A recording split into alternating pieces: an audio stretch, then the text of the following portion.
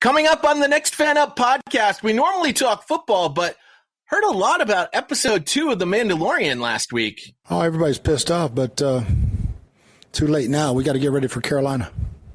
I agree. It's time to get ready for Carolina and all the other teams in the NFL. Here we go. That's how we start. Yeah, baby. 32 super fans. Where do the reports come from? Did you get an initial? One PodVader. That's football. Every angle of the NFL covered. All that kind of stuff, I get it. This, no question about it, is Next Fan Up. We're going to unleash hell here in December. Hello and welcome to the Week 9 NFL Sound Off, not a Week 9 recap edition of the Next Fan Up podcast. Hey everybody, PodVader here with Eagles James. And James, thank you for getting up early, even though I didn't ask you to. It is Xbox Series X day, and speaking of being pissed off, I'm going to be pissed off when I find out I can't get one today. Yeah, you will be waiting to the last minute. Not only that, new season, new expansion for Destiny 2 launches today. So I'll be tied up in my console later. Which on the originals or on the next gen? Oh no! I'm gonna stick with my PS4. Okay. I'll get a PS5 hopefully before the month is out, but I too am waiting to the last minute. So I might be in the same situation you're in. Listen, we did not wait. We tried to pre-order one. And this is when I posted on Twitter, this is like Seinfeld, you millennials. A pre-order it should never sell out. A pre-order is so that you know how many devices you need on the day that it's supposedly going to launch. You do not sell out of a pre-order. Hey, look, we're a couple of old fogies in this video game thing, but 20 years ago, you know, the set number was enough to cover everybody buying a system. Now they've decided, you know what?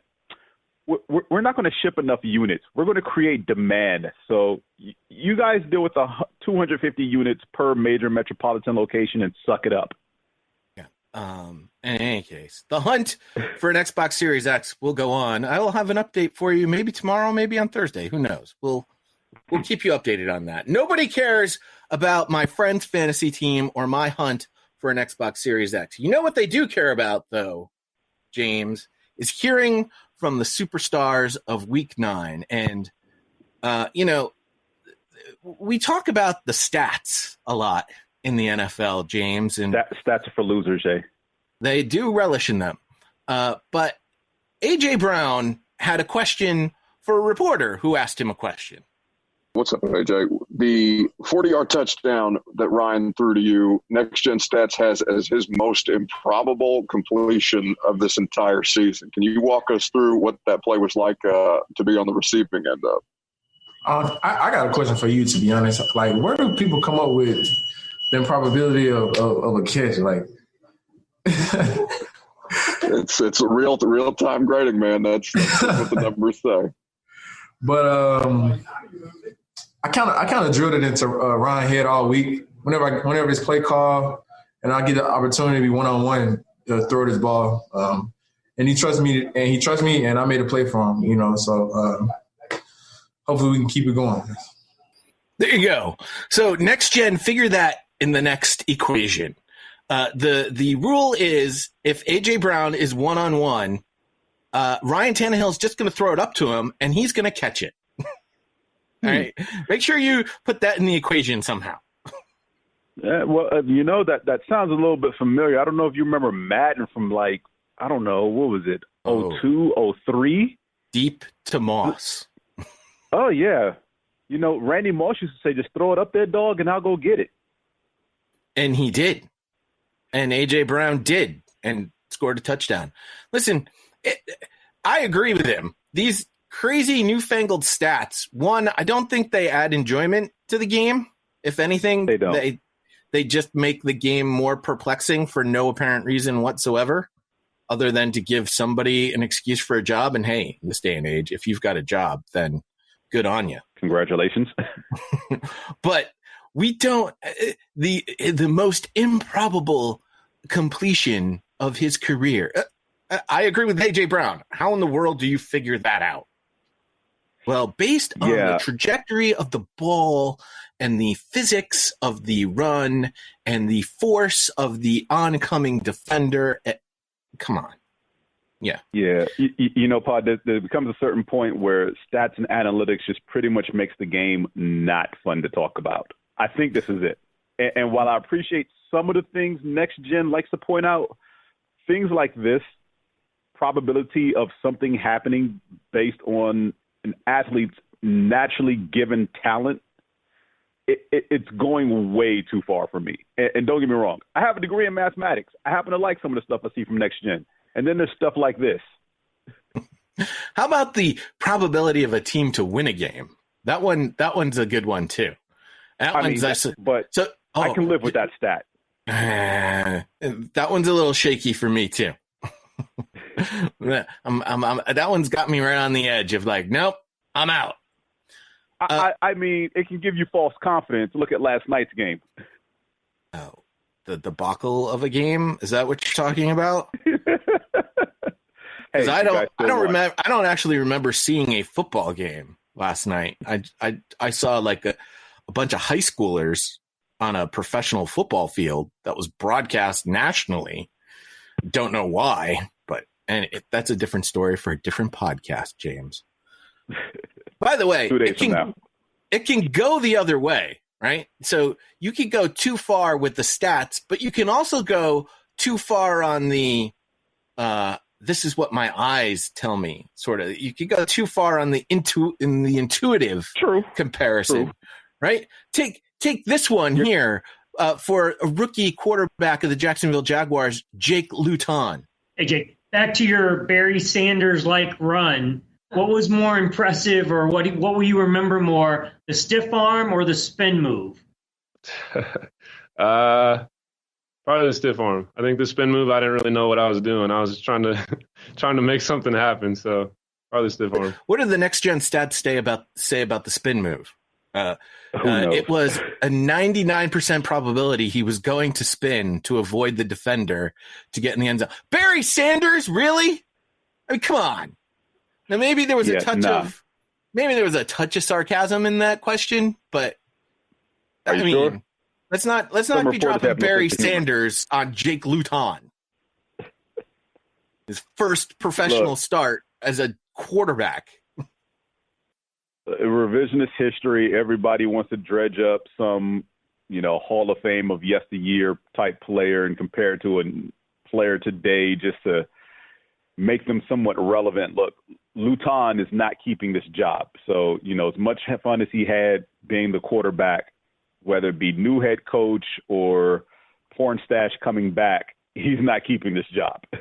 Are you sure? I didn't cut the question, but there was a reporter who said, Jake, do you feel you've done enough to prove that you should be the starting quarterback for the rest of the year? Not lying. That question was asked to Jake Luton. I'm pretty sure it was. It always is of every quarterback who's not naturally the starter. I mean, I'm pretty sure it was asked of the QB in Dallas. Yeah. Well, I mean, seriously, the reporters' questions are getting worse and worse. But you know what's not getting worse is hearing fresh takes from millennials like Tua Tagovailoa. The Miami quarterback, he's got some hot, blazing takes, James. You ready for this? Oh, yeah. Let's go. This is going to be the most sincere, hottest take you have ever heard ever in the history of football. Here we go. Hey, Tua, congratulations. During the course of the week, we talked to you about your relationship with Kyler, and to kind of be able to go up against him tonight. The broadcast was talking about how cool it was to see two young quarterbacks going at it tonight the way that you guys did. How much fun did you have kind of looking at him across the field and seeing these two young guys go at it the way that you guys did? That was awesome. I think it was fun for the fans as well, not just us competing. But I think with that too, I mean, it's, what you're going to get when it comes to Kyler. You're going to get big plays on their side of the ball. And we're trying to game plan, but it's so hard trying to game plan when the kind of explosive player that he is, that they're going to make plays. And, it's not just with his arm, it's also with his legs. And I think he might be the fastest quarterback in the NFL right now. It's a bold statement, but there you go. How hot was that, James? I look. It was said during the game. I want to see a foot race between him and Lamar Jackson. In the discussion. That's pretty much all I got. I'm not even knocking that statement. It's not a bold statement. That's my point. That is so really ice cold. Like, and I think it was exciting for the fans too, not just for us.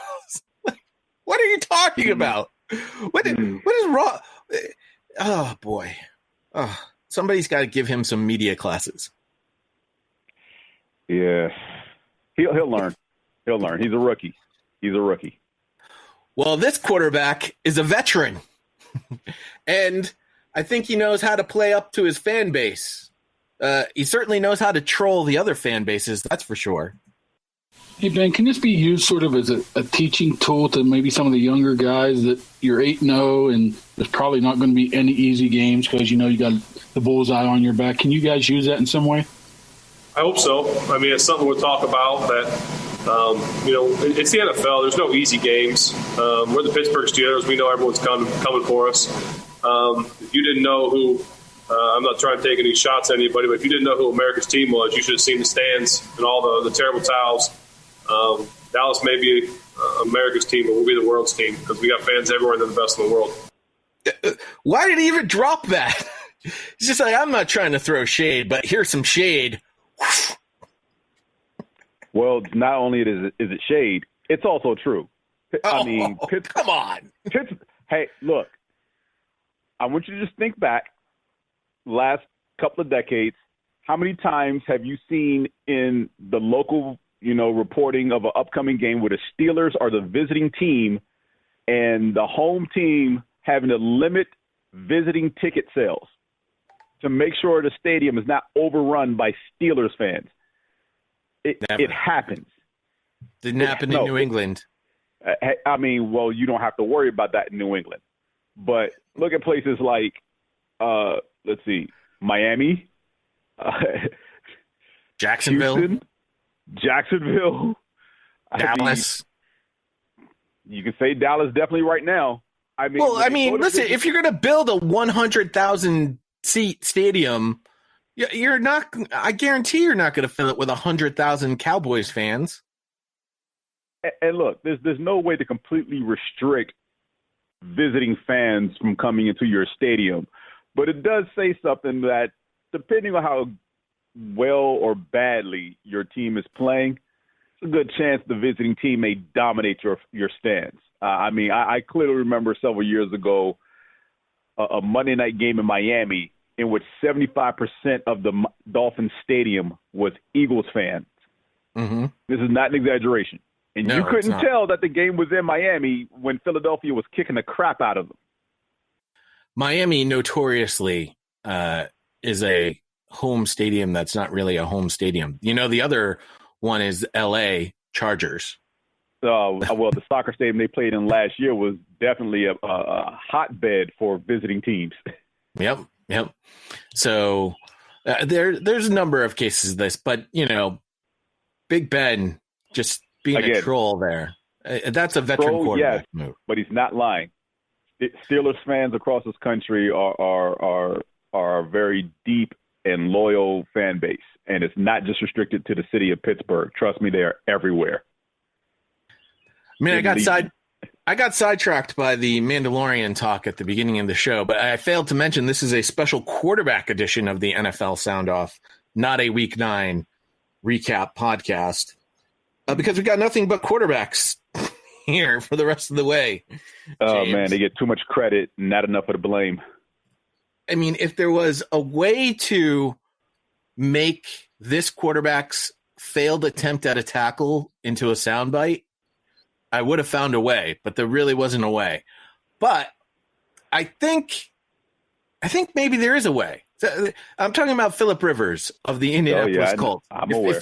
He threw an interception and he was running to get in position to maybe slow down, and then he just fell and slipped on his bum, and the returner jumped over him and he didn't do anything. But that's not what Phillip Rivers is going to talk about in this soundbite. First glance, do you think that was an interception, and then do you think they're going to call it that after replay? Oh, let me set this one back up again. So this is talking about the interception that was called that was clearly not an interception. Did you see that play, James? I have no idea what you're talking about. Next thing you'll be bringing up Dez Bryant and him catching some football. Oh, yes. Well, there you go. So you do know exactly what I'm talking about. Okay, here we go. Here's Phillip Rivers. First glance, did you think that was an interception, and then did you think they were going to call it that after the replay? No, I didn't. He didn't. But it's gotten some of it have worked in our favor in the teams I've been on over the years, and some haven't. But it's gotten so really jacked up of how the catch rule is. I mean, nobody that's played any amount of football or that has been around the game watched that and thought it was a catch, including the guy that dropped it. But you can slow it down to milliseconds, and you can just make it a technicality about 3 feet touch the ground, even though somebody that's sitting back watching this probably hadn't thrown a football in his life gets to call it. So, oh boy, somebody's going to be in trouble with the front office. I mean, Phillip sounds a little upset and angry for a guy who's had a nice string of luck. Whatever 4-leaf clover lives up his butt for the last 4 weeks. But, the Phillip Rivers I saw on Sunday is the Phillip Rivers I pretty much expect to see every single week. So, I mean, he wants to whine about the defender, quote, not catching the ball. Let him. He's the one who threw it out there in the first place. Remember that. I mean, well, let's wait. So the press conference went on, and then before it ended, Phillip tried to save himself from the trouble that he's going to be in. Last thing I want to go back to on the interception, because I'll probably get in trouble for saying that about a guy that hadn't thrown a football. But is they called it an interception, so it's an interception. The bottom line is I shouldn't have thrown the ball, or shouldn't have thrown it short. You throw it short, you leave it in other people's hands, you never know what'll happen. So he's still going to get fined for his comment on the referee. But he did try to save himself. And to his credit, he did say, I should never have thrown the ball in the first place. Oh, really? Okay, now he realized he shouldn't have thrown the ball. I wonder if that was before or after he threw it. Because, I mean, hindsight is always 20/20. I mean, come on. Hey, Pod, quarterbacks tend to know who's out there in the secondary, and they know which guys they can test and which guys they can't. And I get the whole spirit of competition, but when you're testing one of the best corners in the league, you pretty much pick and choose your opportunities. That was not the opportunity to test that cornerback. You're just angry because you see the rundown and you know that your favorite quarterback of all time is our next sound off candidate here. I have no idea what you're talking about. So Everson Griffin was traded away from the Vikings, and he ended up playing against the Vikings in his first game after the trade. And Kirk Cousins, who is the current quarterback of the Minnesota Vikings, was asked about Everson and the way he talks on the field.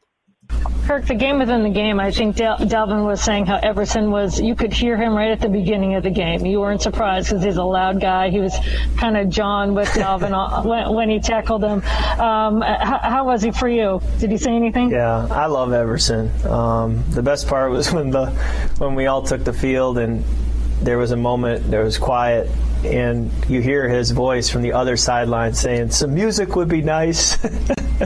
Just asking the PA guy to play more music. So he's just, he brought that juice for the Vikings for a decade. And I remember in 2018 when I first got here, he was bringing the juice. And then when we lost him for part of that year, it affects your locker room. It affects the juice you guys bring because we've all kind of looked to him for that energy. And he was going to be the same guy today, just for a different team wearing different colors. But he was still bringing that juice. And if anything, I knew we had to match it. What I didn't want to do was have him bring that momentum that I knew he could bring and us not match it. So fortunately, we were able to play at a level that was able to match it. I know Mr. Vanilla quarterback is definitely the candidate to bring the juice to the Minnesota Vikings. Yeah, so more talk from a guy that can be easily replaced in this offense. Yeah, I'm sorry. I've got nothing there on that. Well, Dalvin Cook has been bringing the juice. He's been cooking for the last 2 weeks. Hey, look, you know, we said this years ago that they were just a quarterback away, and they could have just stuck with the quarterback if they were going to proceed this way. You have a solid offensive line. You have, at the time, a dynamic backfield when Jerick McKinnon, excuse me. Now you're relying on Dalvin Cook, who arguably probably the best running back in the league this year, leading the league in rushing. The last 2 games, he's put this team on his back and carried them to victory on his own. You don't really need anybody like Kirk Cousins to play quarterback. You can find a young QB and build around this. And I don't mean like a rookie. You can find somebody just chilling out there who's like in his 3rd to 5th year and pay him a lot less money than Kirk Cousins so you can rebuild this defense properly. Listen, that's my quarterback next year. How dare you talk about my quarterback like that? And did you see the article I posted last week in our channel about not letting him throw the ball? Yeah, I don't want Kirk Cousins. I'm just trying to stand up for my quarterback. That's my quarterback. Yeah, well, you stand up for him. And he's going to bring the juice. Dead horse. It's going to be vanilla flavored juice, but he's going to bring the juice. The most blandest juice ever. No bite whatsoever. Oh, boy. All right. Listen, one quarterback you do not want to say can't bring the juice is Derek Carr of the Las Vegas Raiders. He will get offended if you say he doesn't bring the juice. Just ask him. Derek, you've gone on record and you've mentioned that you are a big Kobe Bryant fan. I must ask you, were you trying to be like Kobe when you died for that 3rd down in the 3rd quarter to get that 1st down? That's a great way to put it. Absolutely, especially with the sleeve on. Absolutely. We're in LA. I'd be lying to you if I told you Kobe wasn't on my mind this week. You know, coming to LA, I was thinking about him, but absolutely, we'll give him the credit. Last one. Derek, so then with that one, I got to ask, because the broadcasters are wondering, do you dunk? Can I dunk? Yeah, the podcasters asked that question today. I could dunk off vert, straight up. What? The fact that's a question is kind of offensive to me. Ask Khalil Mack. He's seen me do it straight off the ground, no running start. I can go up there and dunk the ball. You give me a running start, I tell my guys whenever we play basketball, just throw it up by the rim. I'll find it. White men can jump, apparently. Wow. And you know, I can't help but laugh at this because, as you teased earlier, Derek Carr is the most easily offended player in the NFL. I mean, he came into the season talking about how I don't like the media disrespecting me for how I've played. Well, play better, and maybe the media won't disrespect you. I mean, he's earned it all to this point. And, I mean, yeah, that nice little whimsical moment there about his dunking ability, which I highly doubt. But, you know, he's probably done it once or twice in his life and feels insulted that the question was even asked. The Raiders were on a bye week this week, right? This week, yeah. No, they beat the Chargers. Are you sure? It seems like they were on a bye. Listen, but hey, that's going to be my ongoing joke. The Raiders are going to be on a bye for the rest of the season. That's pretty much the way I'm going to look at it from this point on. Carr is one of those guys that's on the fringe of average and good, and he can fall either way. And up until this point in his career, minus that one season he got knocked out before they made it to the playoffs, he's been a pretty average, solid quarterback. Nothing really stellar stands out, but he's having a very good year this year. So I hope he keeps it up. So I'm a little disappointed in myself because usually every week I've got some sort of soundbite about Pete Carroll's obsession with DK Metcalf. I do not have any Seattle Seahawks sound for you this week. Sorry. As well, you probably shouldn't after Sunday. I will tell you that there is someone that I am obsessed with, and not in a obsessed like Pete Carroll way. I'm obsessed with how in the world does he continue to get away with doing the stuff that he does? Because it should not happen. It should not be successful. The things that he's doing should not be successful. And yet every single time he does it, it works without a hitch. And you can't believe what you just saw. And I'm talking about Patrick Mahomes, Kansas City Chiefs quarterback. He's going to talk to you and explain to you how they devised the play. I don't know if you saw this, James. And they were down near the goal line. Mahomes is walking down towards – he's in the shotgun. He's walking down towards his right tackle, and it appears that he's shouting out instructions to his line, letting them know what's going on with the play. And then he bolts back to the left, and the center snaps the ball to him while he's in motion. He then stops on a dime, runs back to the right, and throws a completion for a touchdown in the back of the end zone to Demarcus Robinson. It's mind-boggling to me because you should never be snapping the ball to a player in motion, because 9 times out of 10, that guy is going to fumble the ball. But apparently he didn't and won't, and they practice it. And he's going to tell you all about it right now. Hey, Patrick. Andy mentioned that the play where you're going in motion kind of came from something you were doing in practice. Can you kind of just tell us the history of that play? Yeah, so you see me, I think, in training camp before practice, and I'm taking snaps with the centers. And so obviously I'm doing formations and stuff like that. And I started going in motion. And then after that, I had to go to Tom Melvin, our tight ends coach, and ask if it was legal for me to be in motion. And he said as long as everyone was set. And so then after I got that, I took it to special teams and I started working with Trav and Tyreek on these different plays that we could run from it. And I had to start throwing like little hints to Coach Reed that we needed to try it out. And it finally got it in, and it worked out well. Hey, Patrick, if you're at liberty to do so, can you tell us what that play is called? It's called Ferrari Ride. I mean, I got to imagine Patrick Mahomes owns a Ferrari at this point. And if he doesn't, there's probably going to be one on the way. Definitely one of the most unusual plays you're going to see. Like you said, typically snapping to a guy in motion leads to disaster more times than not. We saw it happen in another game, Denver Broncos and the Atlanta Falcons. Didn't work out too well, but that was just the motion man getting in the way of the snap, not to snap directly to him. The quarterback in motion at the snap of the ball.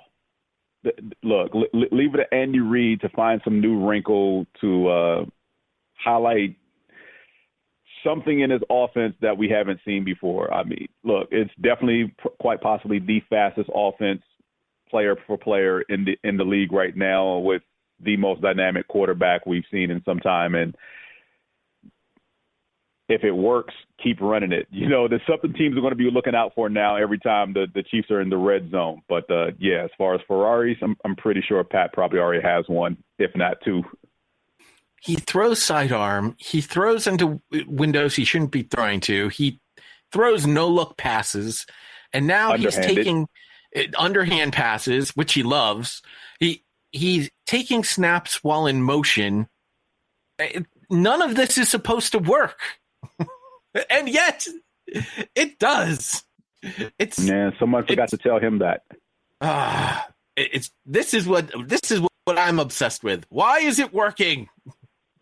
Why is it working? And why don't I have that type of quarterback on my team? Really? 20 years of manipulating everything in the rule book, and you want this now? Haven't you had enough? I'm sorry. I thought that was called cheating. Now it's just manipulating the rules. Are you coming to the dark side, my friend? Hey, I'm just putting in the creative language that you all would frame it as. Because that is what it was. It wasn't cheating. It was I never said, doing things that were not in the rule book. Hey, you said cheating. I said manipulating the rule book. Listen, the Kansas City Chiefs are going to be good for quite some time. They're going to be better than good. They're going to be great. They're being innovative in ways which is great because we've never seen it before, which makes it even that more exciting. Patrick Mahomes, now the fastest player to reach 40 touchdowns. 100 touchdowns. 100 touchdowns in a career. 40 games. He did it in 40 games, which is 4 less than Dan Marino, the previous record holder. So while as I joked last week with the press release that the NFL sent out about Breeze and Brady fighting over the all-time touchdown record, it's going to go back and forth all season long. It's the most exciting chase since the home run derby. No, it's not. Patrick Mahomes is going to easily take that record, assuming he doesn't have some sort of catastrophic injury in his career. Yeah, let's pray that doesn't happen. Did I just put that in the air? I didn't mean to. I know it's 2020 and all. Not supposed to say things like that. James, was there any sound that we didn't get to that you were hoping that maybe we had something? So there are two things I was looking for, and maybe they were asked, maybe didn't, but I couldn't find them. And they involved two head coaches, both of whose teams lost on Sunday, and, questions that probably should have been asked. First and foremost, Mike McCarthy should have been taken to task for his boneheaded decision at the end of the first half in the Pittsburgh-Dallas game. Boswell lines up to kick a 54-yard field goal. There's a penalty on the Pittsburgh, and McCarthy accepts the penalty. Time has expired. It's halftime, and they miss. You go into the locker room, be thankful for your 10-point lead.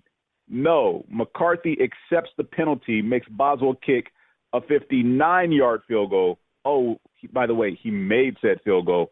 And I get the remainder of the game was pretty much Pittsburgh putting on a comeback clinic, but no one questioned his boneheaded decision. I mean, you talk about momentum shifting. That was probably it right there, considering Roethlisberger had already gone to the locker room with a minute and a half left in the first half.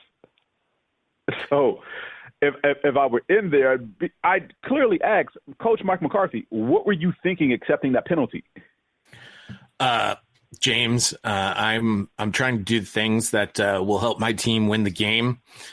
We want to make sure that we're going out there and we're trying extremely hard every single time. The kicker missed the field goal. I thought there was no way in the world they were going to let him kick it for even longer.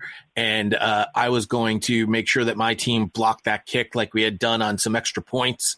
Have you seen Chris Boswell? He's not the greatest kicker in the world.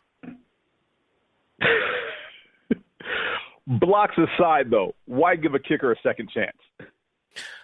Listen, kickers are weird people. They do weird things. They don't practice like a normal football player. And, there was no way in the world I thought he was going to make a 59-yard field goal. And I thought we could return it and get a touchdown if he had missed.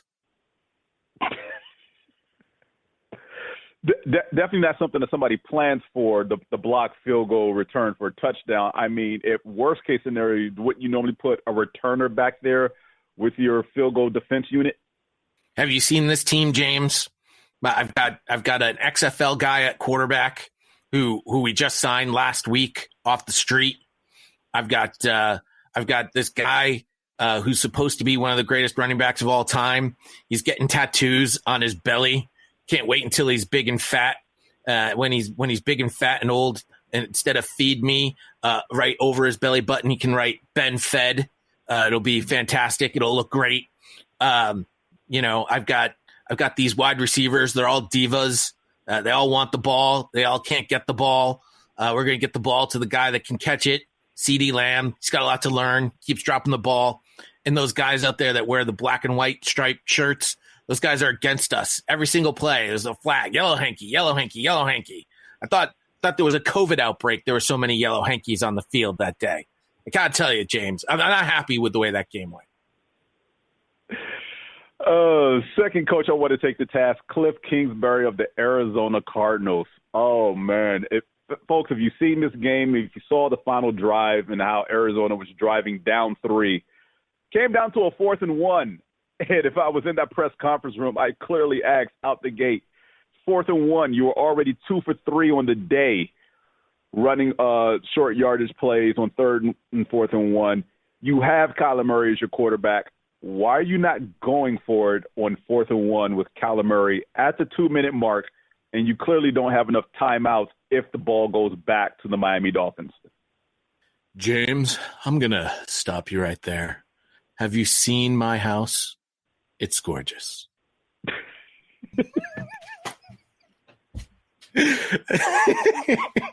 Oh, man. You going to bring up the wife next? James, have you seen my wife? She's gorgeous. Man. That's right. I am living the best life right now, James. So 4th and 1, 3rd and 2, 1st and 10. Doesn't matter. it's Kyler Murray. You're inside the 40 of the opposition. Why are you lining up for a 49-yard field goal when you should be giving the ball to Kyler Murray and letting him do, I don't know, anything? James, this game was held in Miami, and I needed to get back to Arizona to my beautiful wife, my beautiful home as quickly as possible. No. I believe this game was in Arizona. Even more reason why we needed to get that game done, because my house is like right around the corner. All right. Oh, man. If you'd like to hear more of maybe our sound bites instead of the superstar sound bites, just send us an email, nextfanup@gmail.com. I enjoyed that. I think that's been my favorite part of this podcast ever. Oh, man. Look, sometimes, us as fans don't understand coaching decisions, and then they work out, and it's like, what do I know? It worked out. And then there's times like these, too, where it's like any idiot could see that this is a boneheaded decision. Why are you doing it? But, they're supposed to be the geniuses and the smart guys. And unfortunately, sometimes coaches are too smart for their own good. At NFU Podcast on Twitter, Facebook.com/NFU Podcast is another great way to continue the conversation. We also have all of Doc's recipes. I got to get his recipe from last week up, as well as our website, nextfanup.wordpress.com. We will have a Thursday night preview for you coming tomorrow. Jordan, our Titans superfan, will be recording some audio, so we'll get all the matchups from the Titans' point of view, and then we'll be back on Thursday for the Week 10 preview. We're already in the double digits, James. The season's coming to a head, and it's not looking great for everybody. Certainly not for the NFC East, and certainly not for a certain NEP team. I know no idea what you speak of. There you go. Here's Kofi Annan. There you have it. Xbox Series X, where are you? Dear friends and colleagues, saying goodbye is never easy. I believe we can all feel proud of what we have done together, and through it all, you have maintained your professionalism and commitment and remained true to the spirit of the Charter. That principle. We go out, we hit people in the mouth.